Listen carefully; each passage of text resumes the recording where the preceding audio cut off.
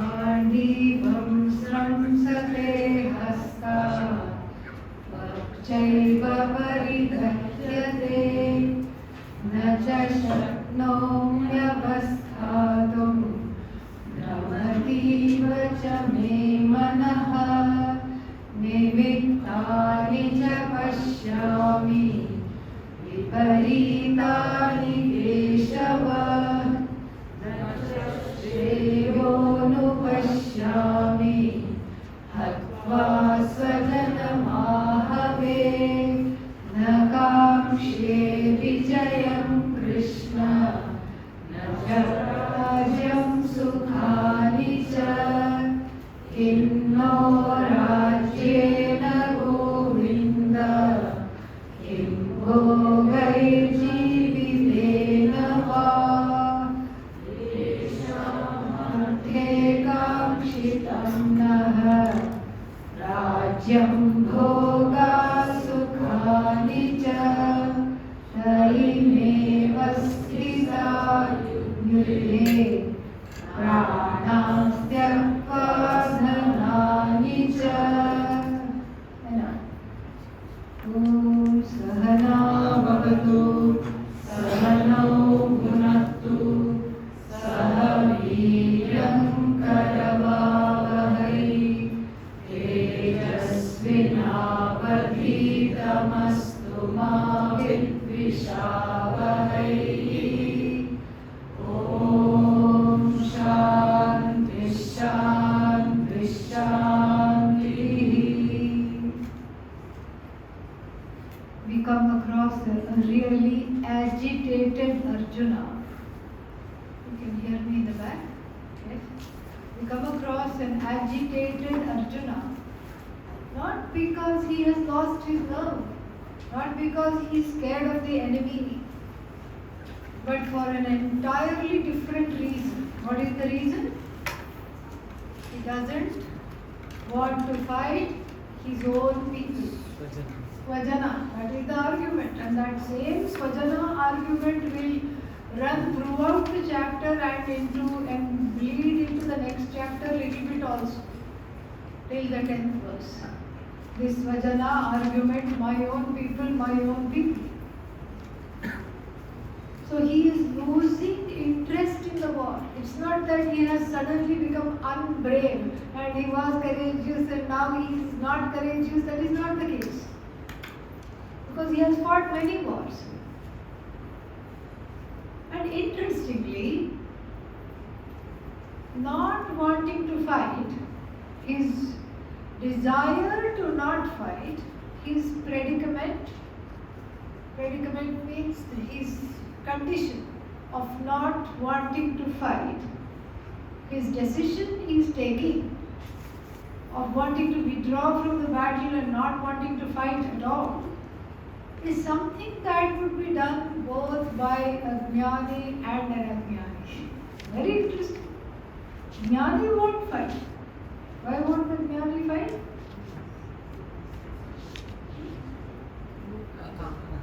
What? Akarta. Very good argument. Akarta does not do anything. Secondly, the Jnani won't fight because everything, in the same Swajana argument, so everything is his or hers. Nothing is away from him, nothing is away from her. So all the people, if the Jnani was let loose into the battlefield along with some arrows, bows, Jnani would say, these are all my people. Interestingly, the Ajnani is also saying what? These are all my people. What is the difference then? Why study the rest of the Gita? Let's start the weekend early and say Purnamada. Why study the Gita? Same response on both the people, on both the side of both the people. Same response. Jnani would all say this whole world is me alone. He wouldn't even say my people, me people. They are in me, I am them, everything is me. And And Arjuna, he doesn't have jnana because he is not even asked for jnana. That will come in the beginning of the second chapter. Here is Arjuna having more or less the same disposition and the same response. He is also saying my people, correct? So what is the difference between him and a person of self-knowledge?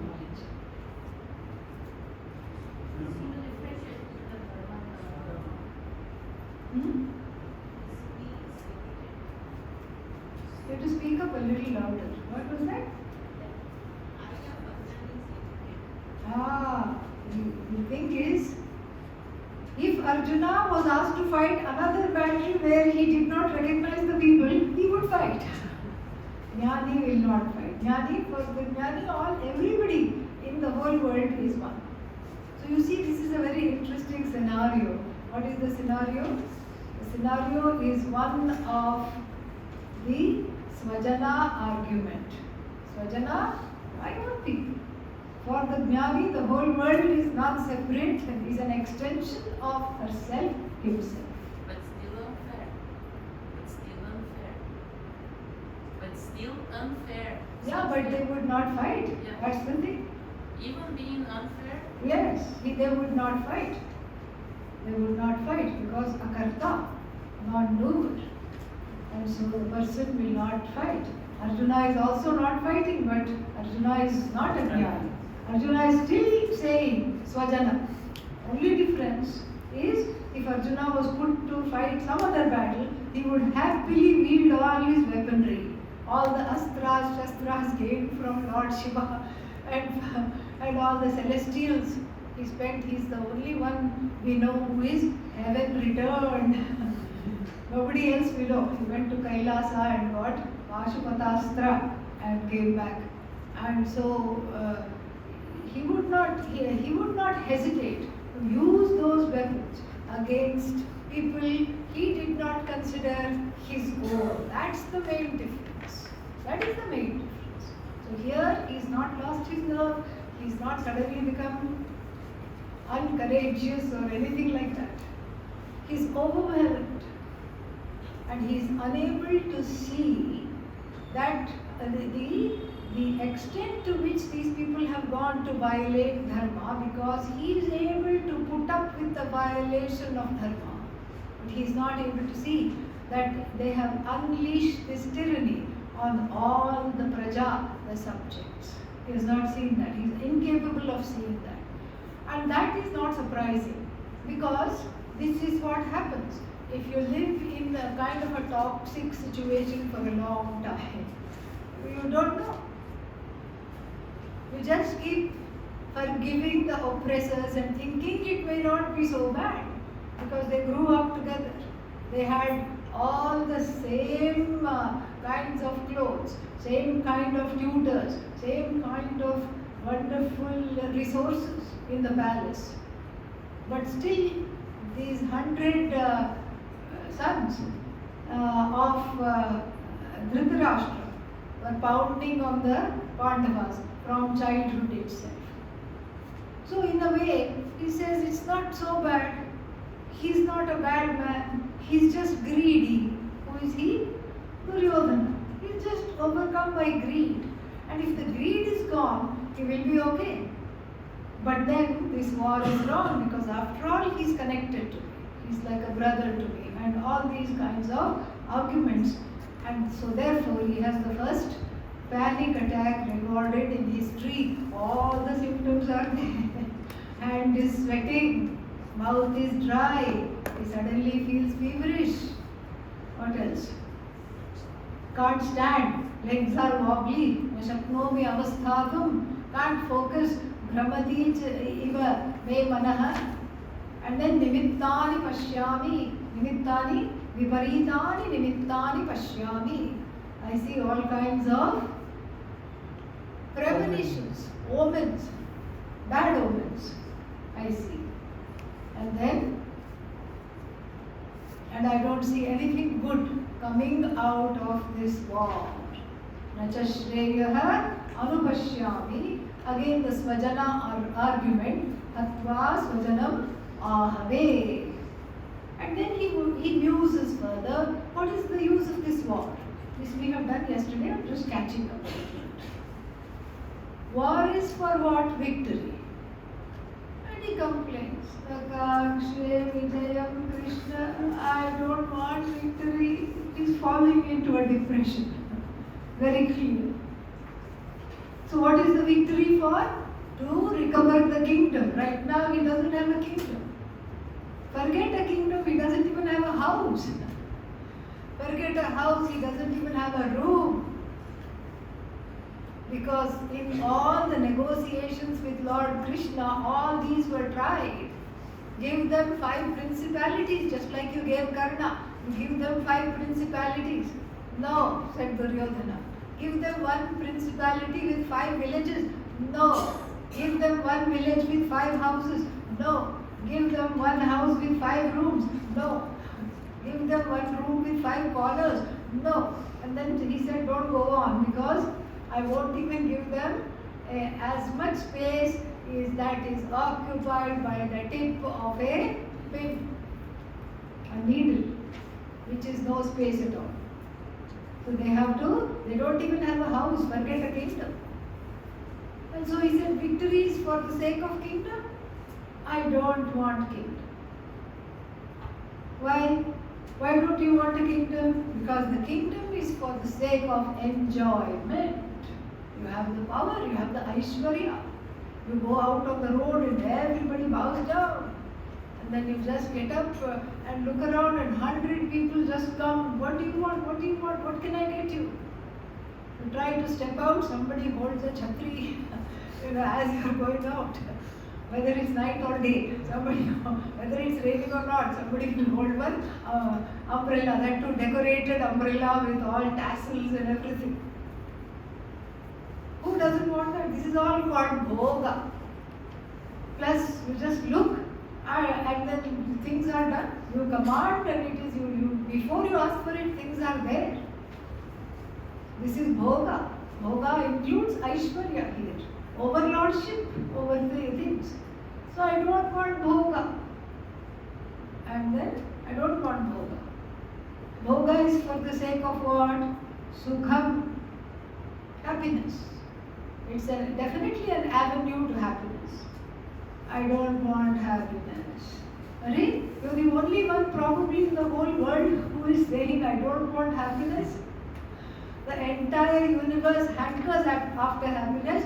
Why don't you want happiness? He has a logic for that as well.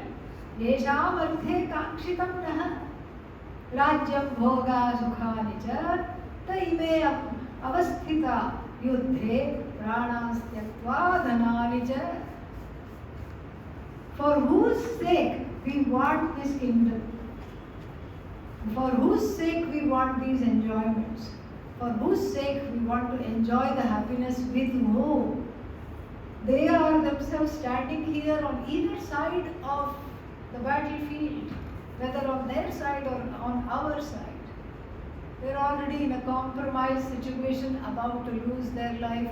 They have put so much money to make this whole war ready. And they have to make this, all these preparations for the war. Astras, shastras of various kinds. And this is war is costly.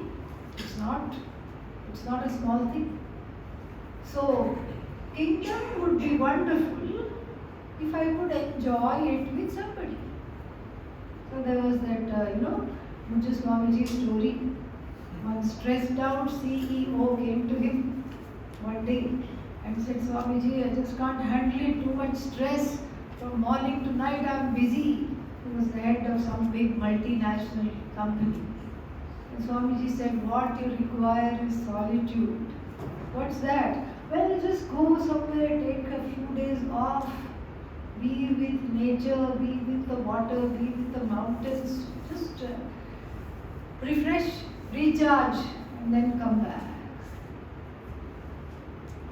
So he did exactly as he was told. Very obedient Shishya. And then what did he do? He went on a little nature getaway for 2-3 days. then he was sitting there by the water, feeling so nice, mountains on one side, water on the other side, trees everywhere. He felt very, very happy. And he said, this solitude is just wonderful. And he took out his cell phone and called his significant other. This solitude is wonderful, the only thing missing is you.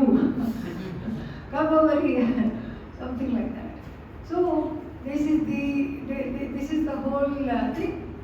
Here, the people, the happiness cannot be, according to Arjuna, happiness is not something you enjoy by yourself.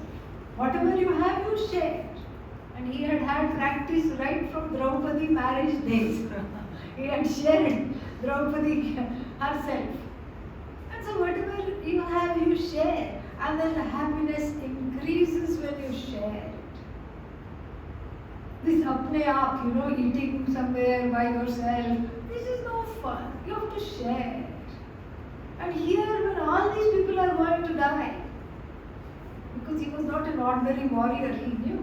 He was a Maharatha. There were so many other Maharathas also that have been mentioned by name. It's not a small thing to be able to make off 10,000 people while protecting yourself and the chariot and the driver. Not a small thing. And so he knows that this is going to be a war. It's going to be a war of where a river of blood is going to flow. He can see that. He has fought many battles. And he said, if that's what is going to happen and these are my people, without my people, what will I enjoy? When I am having some wine, I will be thinking of them and then I will feel guilty. I will start reliving the war and I will say, oh, we used to enjoy like this before. And look at how I chased him, hunted him down and killed him. I will have PTSD, post-traumatic stress disorder, keeping on reliving that shock of the war again and again. I will have guilt. I will have hurt. How will I be happy? What kind of a happiness is this? When the people with whom I want to be happy are no longer going to be here. This much we have seen. Let us see further.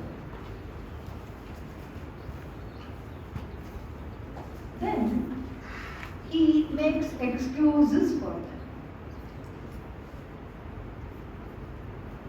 Now, verse 35 we have seen. Etan nahantum ichhami. No, we haven't seen. We should see this one.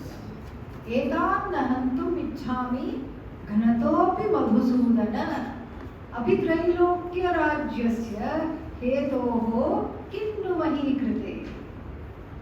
He Madhusudana, and he's also in the next verse going to call him Janardana. So Janardana, the protector of the people. Madhusudana, the killer of demons and other such troublesome things that oppress the people. Krishna has Lord Krishna has many names. Why does he choose these two names? Very interesting. He chooses these two names because he says, you are the protector of people. You are the one who are supposed to kill off the tyrants and the terrorists, not me. That is why he is using these two names. Not me. That's not my role.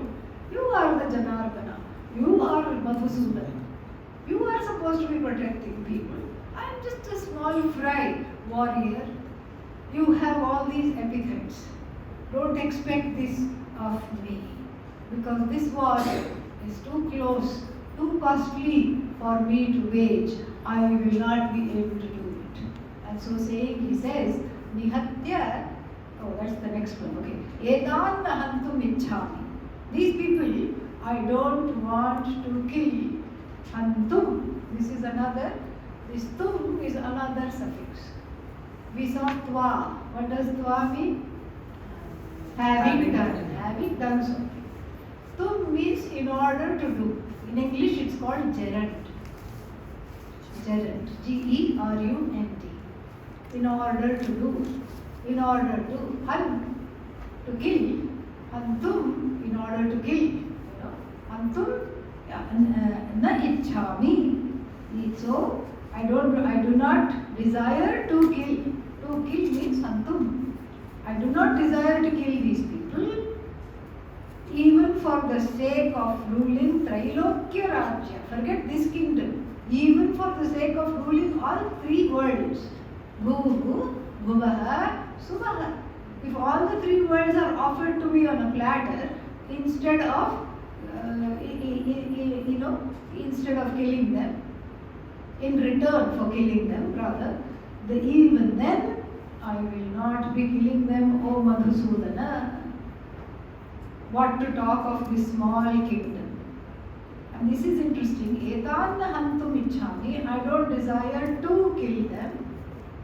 Gnataha abhi.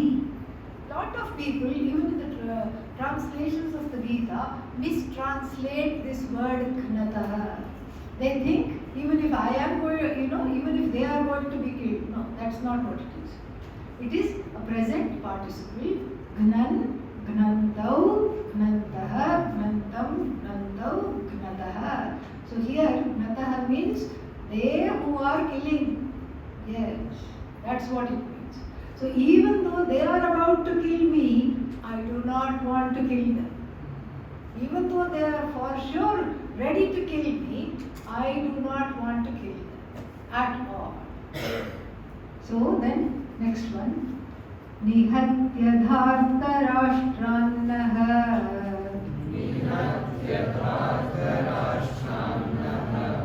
Ka priti syat janardana.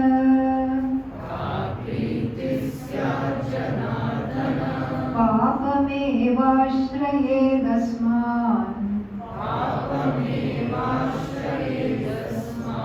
Advaitanatatainah.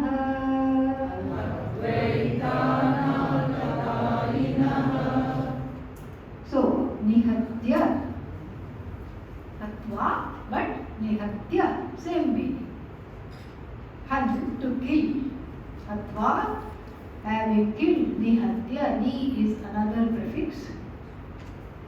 Generally means nishchayena, definitely. Ni, definitely. So definitely having killed, certainly having killed these people. What kind of satisfaction? Ka pritisya. What kind of satisfaction, what kind of happiness do we achieve? Who is it going to please? O Janardana. On the contrary, Papameva ashrayet.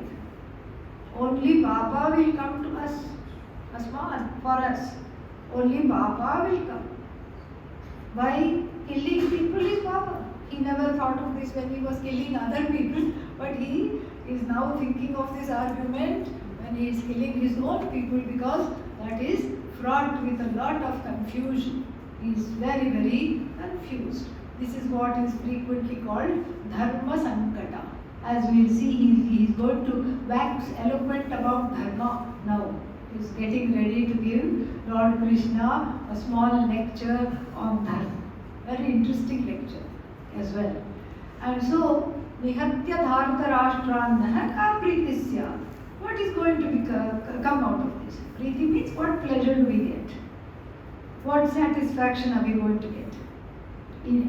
On the contrary, only Papa will come to us. Hatva etan atatayinah. Atatayin means terrorists. Terrorists singular, atatayinah plural, terrorists. Hatva etan, killing these terrorists. So Arjuna knows they are terrorists. And like in Sanskrit, everything has a definition. Terrorist also has a definition. Agnido garadaschaiva shastronmattaha dhanapaha. I'll explain. Let me just get through the verse. Okay. Agnido garadaschaiva shastronmattau dhanapaha kshetradaraharashchaitan षड्विद्यादाततायिनः. एतान् षट् Vidyat Atatayinah. Know these 6 kinds, people who have done these 6 things to be a terrorist. Okay? So what are they? Agnidah means the person who is an arsonist, sets fire for no reason at all, just for the sake of terrorizing people. Does Duryodhana fall under that category? Yes. Show one sign of Yes. Very good. So, yes, when that house of wax he burnt, yeah, house of lac or house of wax, whatever it was, he burnt when he knew they were there. I mean, it was a very different thing that Vidura led them out to safety. He had already made arrangements to dig a tunnel, etc. But otherwise they would have perished. Garada, poisoner, the one who poisons. And Duryodhana at a young age tried to poison Bhima. Do you know that story? No? Yeah. Even when people know, they will say no, because they want to hear it again. That rice kheer we get served here every second day. Okay? And that rice kheer, this fellow put something, Duryodhana, put a lot of poison, mixed it, and then went over to Bhima and then put his arm around Bhima and said, please eat. Bhima said, thank you, I have no problem eating. No, I want to feed you myself. Bhima said, no, I'll eat by myself, no problem. No, I'll feed you. And then, because Bhima was strong, the poison was not taking hold as quickly as he would have liked. He said, let's go for a swim. Bad idea after eating, but anyhow. He said, let's go for a swim. Took him for a swim, and then Bhima started to feel very tired and kind of lost consciousness, lay down by the side of the lake or wherever, river. And he just lay down there, lost consciousness. And what did this fellow do? Shackled him. Not just threw him in the water, that would have been too easy. Shackled him, tied weights on him, and then drowned him in the river. Why did he do this? Because he was very jealous of Bhima's strength. Even as a young boy, Bhima he just wanted to eat some fruits. The Mahabharata says. And so what did he do? He just went and gave one tree a lazy kick. Just like that. And he died. All the fruits fell, but then some of the Dhartarashtras, meaning Dhritarashtra's children, were up there plucking fruit. The fruit fell and the fruit pluckers also fell along with the fruits. Fadar, all of them fell. And so naturally one of them, some of them broke their hands, some of them broke their wrists, some of them broke their ankles, and they were just very upset. They all went and complained to Duryodhana. And so like this, in any race, Bhima only would win. He would only win. So Duryodhana thought, let's just eliminate him, simple. No Bhima, no problems. And then a very interesting thing happened when he was being swallowed by the water and he was weighted down, his body was weighted down, he was unconscious. And Duryodhana was rubbing his hands in satisfaction. He said, no way he's going to come out of this poison.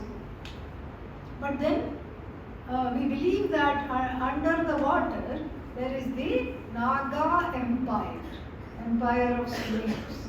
Naga empire. And so all the Nagas, the serpents, the river serpents, bit him thinking, oh, Naga food, come, let's all have some. And many snakes bit him at once. Then he should have died even a lot quicker if he was not dead already. But strangely enough, the poison that Bhima fed him, the antidote was given by the snake bite. The snake venom was the antidote for the poison that he had been fed by Duryodhana.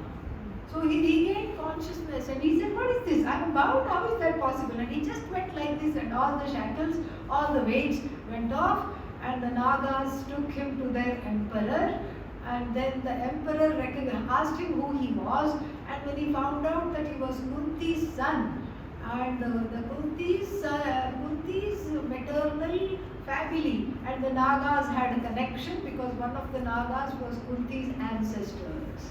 So they said, oh, it's our own person come home. Wonderful. And then he had been bitten so many times, so they themselves bit first and then they cleaned his wounds and everything and made him treated him like a royal guest. And then they said, we have these rasakundas, these big pots with elixir. Each content of each pot of elixir consumed will give the strength of 10,000 elephants. So they gave him one pot. And Bhima said, this is very tasty. And then he proceeded to quaff off 7 more pots. So if we do the math, how many strengths of elephants he had? Yeah, 80,000 elephants. Much to Duryodhana's chagrin, he came out of the water. And they gave some things to give to Kunti also. And he went and greeted everybody, and Duryodhana was just, Duryodhana suddenly fell sick. He said, I think I need to go home. I can't handle this. And he must have been under cover for 3 days, I imagine. So, Garadaha, check. Okay? Then Agnidaha, check. And what's the third one? Shastronmattaha. Unmattaha means someone who's mad. And to a mad person, do you give a shastra? Do you give a gun to a mentally deranged person? Only in the USA it is allowed, nowhere else. So, nowhere else it is allowed. Okay? To a mentally deranged person, you don't give a gun. The fellow becomes trigger happy shooting anything in sight, or he has or she has some kind of a, what is that called, hatred towards something, towards an ideology or towards a group of people or towards one person, and definitely the fellow is going to go and try to kill that person. Shastronmattaha.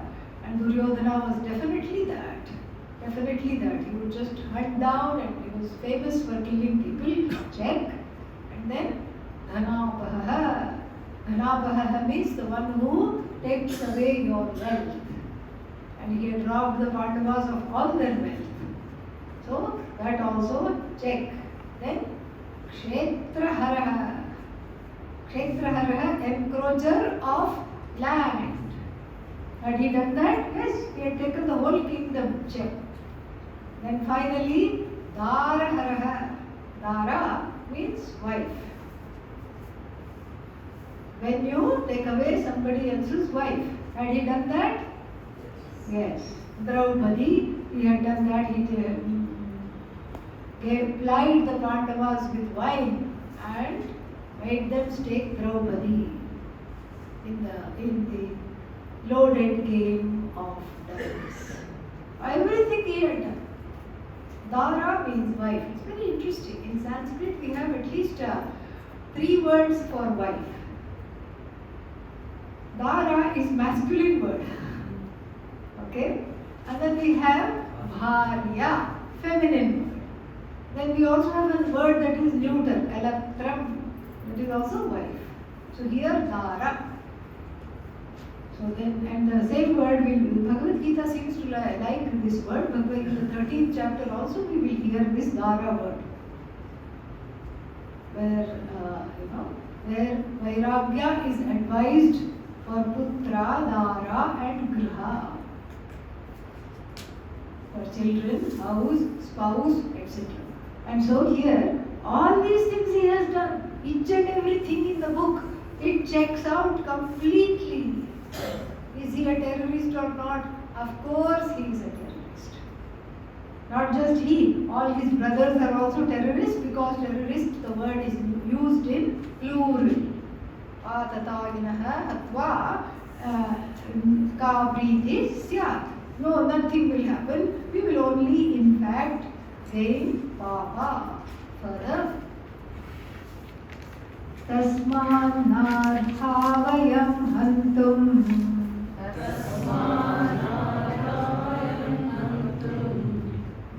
I'm not hearing you pronounce the ha, okay?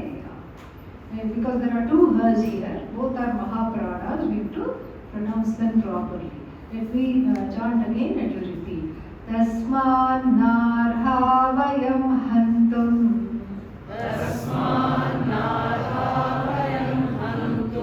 Dhartarashtran svabandhavan. Swajanam hi katham hatva.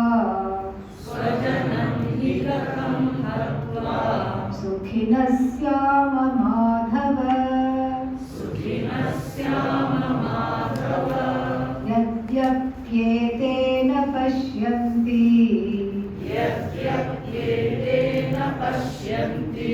Lobhopahata chetasaha.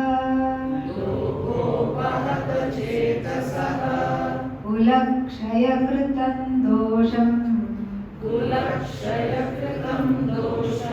Mitradrohe cha patakam. Katham nagneyam asmabhihi.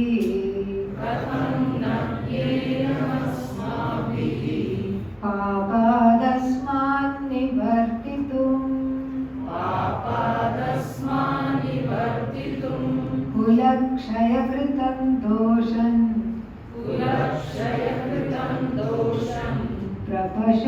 Prapashyadbhirjanardana.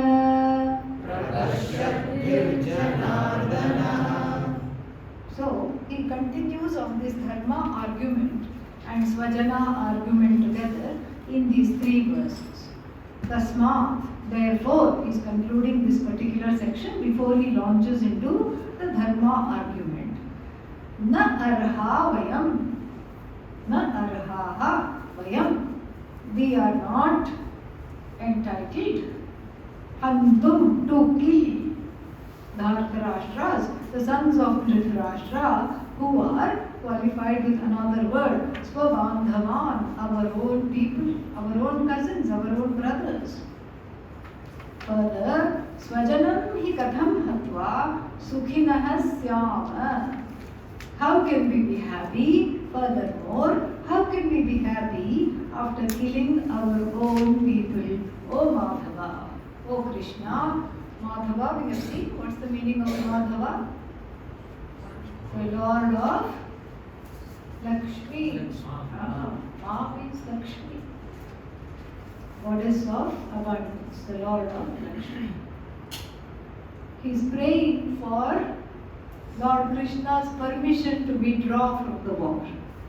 So you who are the Lord of abundance itself, can't you see that this is a wrong path to go on? This is a terribly wrong path. We need not go on this path. In fact, if we go on this path, we will accrue papa. And how can we be happy? So you see, we have spoken of this, but every action has two kinds of results. What are they? Drishtaphala, Adrishta. Adrishtaphala. Drishtaphala means visible, immediate results. Immediate results. Adrishtam means what? These results of karma that are kept at bay to fructify either in this or other lifetimes. Asmin janmani janmantareva, wherever it can fructify slowly, wherever. Every action has these twofold results. War is not an exception. The Drishtaphala of war is horrendous. There is a river of blood, bodies, and then what? Fatherless children, widows, all kinds of horrors of war, lost kingdoms, and a whole society forever changed for many generations. These are the Drishtaphala of war. Arjuna, since he knows a lot about dharma and he was a very dharmic person, is bringing out the Adrishta also. And what is the Adrishta? We will have papa. Each time we kill, we accrue papa. And he thinks, not fully correctly, he thinks that killing people who he doesn't know is doing his duty.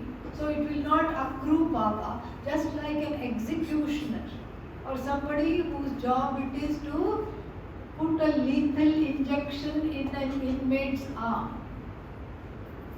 Executioner. Executioner will not accrue papa. Why? Because doing his job. That is why there is no papa accrue. But here, this is Arjuna's argument. In a general war of dharma, I am protecting dharma. That is my swadharma. To protect samanya dharma is my swadharma. And I am going to go to battle. And yes, there are costs of war, but it is for the sake of good. It is for the sake of Vishesha Dharma and Swadharma. Both are benefited. Samanya Dharma is protected. And so therefore, I am going to do this. So therefore, as a Kshatriya, whose Swadharma is to protect. It's not to fight, it's to protect through whatever means. Sometimes it also means fighting. So, I will not gather any papa. This is his argument. But here the situation is different because killing one's own people definitely accrues papa. So there is terrible things, terrible outcomes of fratricide, killing one's own brother, matricide, mother, father, killing, all these things. These are all serious, heinous crimes in all countries, at all times. These are things that are just not to be done. This is where he is confused. Yes, they are following adharma, but they are also my own people. How to kill these people? And killing these people, we will have terrible drishtaphala. We are shedding rivers of blood. And then what else? Terrible adrishtaphala also. Think of all the papa that will accrue to us. So, no matter which way we look at it, we should not kill our own relatives. Perhaps he saw, or perhaps Arjuna saw, or Arjuna anticipated that Krishna was thinking the following. Because see, when one is in an agitated state and when does one either wants something badly, strong preferences called raga take a hold, or strong preferences called prejudices called dvesha take a hold. Then one is in a quandary and one starts to anticipate the things that the other person might say and keep all the litany of arguments ready. So Arjuna has lot of artillery, mental artillery to protect himself against what Krishna might say. And Krishna has not opened his mouth at all. Lord Krishna is quietly listening to him. According to Lord Krishna is giving him a psychotherapeutic session. Psychotherapy session, because he is listening very, very nicely. He is letting him vent it out. But since he ardently doesn't want the war, he keeps on thinking all the ways in which Krishna will drag him to fight, and so he is anticipating Krishna's argument, and one such argument he anticipates in the next two verses, for which the next two verses are an answer. He thinks that Krishna might say, you know what, I find this Swajana argument of yours very, very interesting. Curiouser and curiouser. Very, very interesting. I am intrigued. So you regard Duryodhana as what? Swajana. You regard Dushasana as what? Swajana. And all the other people also. Why should we know their names? Okay? And all these other people also you regard as what? Swajana. My simple question to you is this: do they regard you as Swajana? What is the answer? No. They are ready to fight. They are not ready to give you one square inch, the size of a postage stamp, size of land. They are not ready to give you. They are not ready to give you a village or even a house in a village. They are not ready to give you even a single a small little plot of land so you can live happily. They deceived you in the game of dice. They dishonored your wife in a public assembly. And they have done all kinds of things, nefarious, horrible things. So the Swajana argument should be mutual. It's a two-way argument. If those people have, as practically given up on you, disowned you, they are not having any feeling that you are Swajana because they are ready to kill you in cold blood. And they did so in the war. Sleeping people they have killed. During the Mahabharata war, Kurukshetra war. That is a no-no. Even war is fought dharmically. That was a no-no. Unarmed person should not be killed. They killed unarmed people. Sleeping persons should not be killed. After the daytime war is over, it was not. But they murdered people in their beds. Went over to their tents and murdered them in cold blood. And so they are not really thinking of all this. Why only Swajana argument has to apply to you? Why not to them? Anticipating that Lord Krishna might come up with this argument, Arjuna is already prepared. And he makes excuses for them. Yadyapi, even though, although, etena pashyanti, these people do not see. Do not see what? That it is pataka. That they are also accruing papa. Pataka means that which makes you fall. That which is the cause of fall. Here the suffix is aka, agent. Agent of what? Patah, fall. From path to fall. Aka. Right? Aka means a doer of something. So that is another suffix. And so pataka. So that here pataka is not a person. Pataka is the activity of killing Swajana in warfare. So that will bring you down.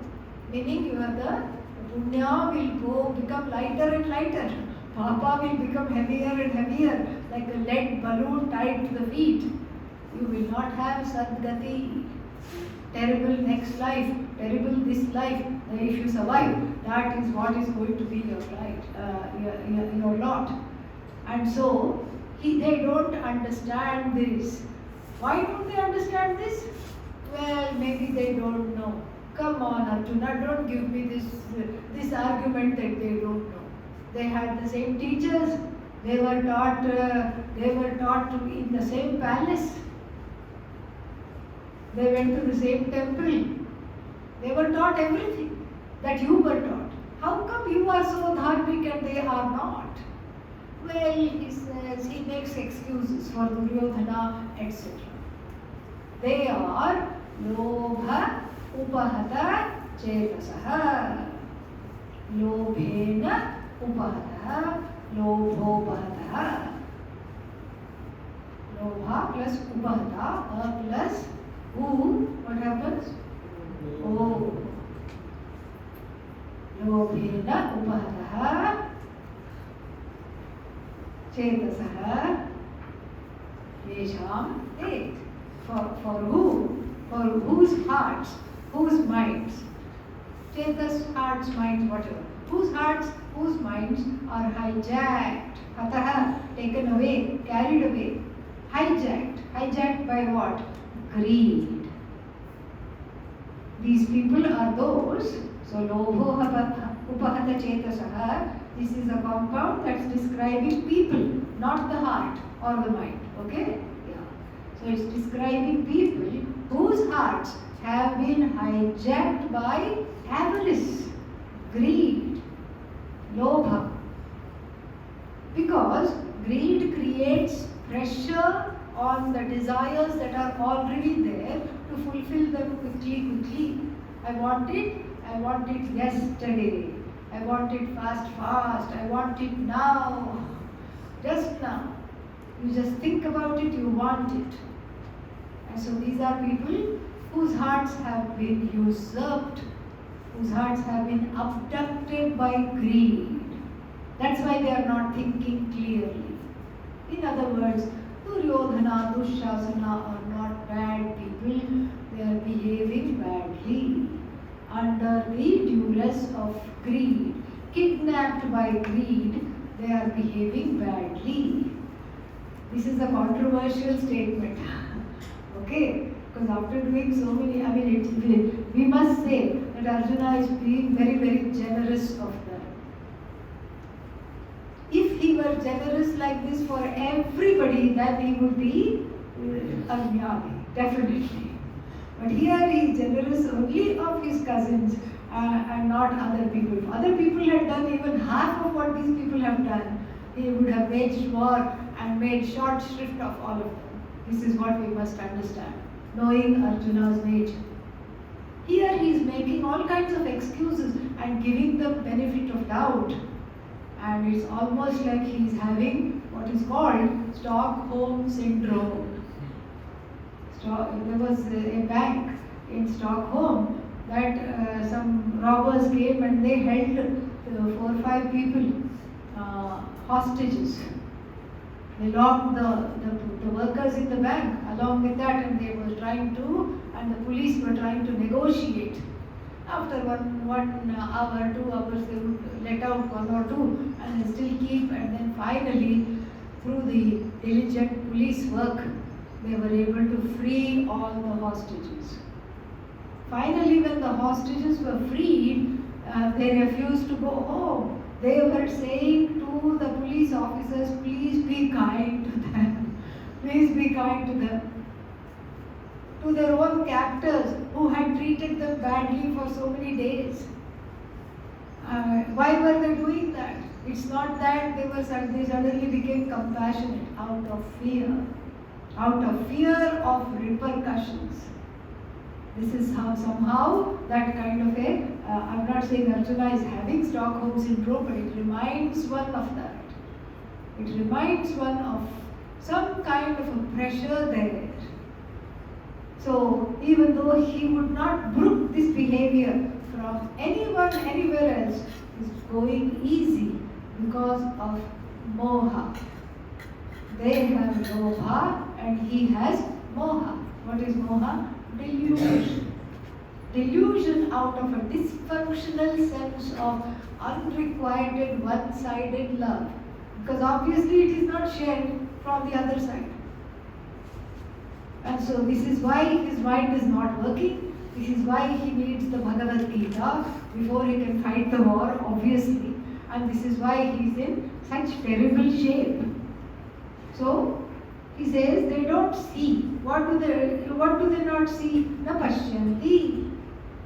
Kim na pashyanti kulakshaya kritam dosham. They do not see. Kulakshaya means destruction of clans. The entire clans of people, when they are destroyed, what is going to befall these people, they don't see. And one more thing they don't see. Mitra droha, they don't see. What is mitra droha? Betrayal of friends. Friends includes cousins, brothers, relatives, etc. In-laws, everybody is included. Friends, not strictly friends. So we have to take. What is betrayal of a friend? Somebody says, please keep my money safely with you. In your room you have an almirah, a cupboard. I don't have a cupboard, keep it safely. I'm going away for the weekend. And then when I come back, I will get it from you. You give the money to the friend. Then what? The person goes away. Then the person comes back and says, can I please have my money back? And the so-called friend says, what? What money? What money? I don't remember any money. This is called mitra droha, betrayal. And he particularly cites this because Duryodhana was famous for having a nice smile and then holding a dagger and embracing you and stabbing you from the back. he must have got lessons as a young boy from Uncle Shakuni, who was also like that. Very handsome, smiling faces, and then when you were not looking, they would, when you were down, they would pull the rug from under you. Very bad behavior. So they don't understand this. He is making excuses for them that the destruction of clans and families, the fallacy, dosham, this fallacy, and mitra droham, what is that? Betrayal of friendships and other political alliances who are also your friends. There is no such pataka. It's the worst kind of papa. They don't understand. And we know differently. Katham nagyayam asmabhihi. We know this differently. Papa dasman nivartitum. We know the truth. How come yet papa asmat from this ghora papa, from this terrible papa that we are about to commit, why don't we know better than to withdraw? We should withdraw. Nivartitum, to withdraw. Why don't we know enough to withdraw? We know this. How come we don't know to withdraw? We, who are these we? Prapashyadbhihi, asmabhihi, by us who can clearly see. Pra plus pashyat. So prapashyadbhihi, asmabhihi, by us who can clearly see what? Kulakshaya kritam dosha. We can see this dosha. We can see the costs of how terrible it is to kill one's own people. How come we are not withdrawing from the war? Why are we still in this war? They don't know. Okay, that is their excuse. But we know better. How come we are persisting? Verse number 40. Kulakshaye pranashyanti kuladharma sanatanaha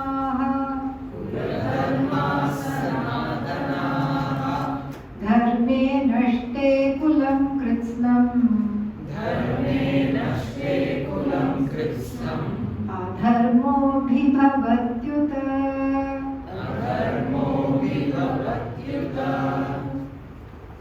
Kulakshaye, when families and clans are destroyed.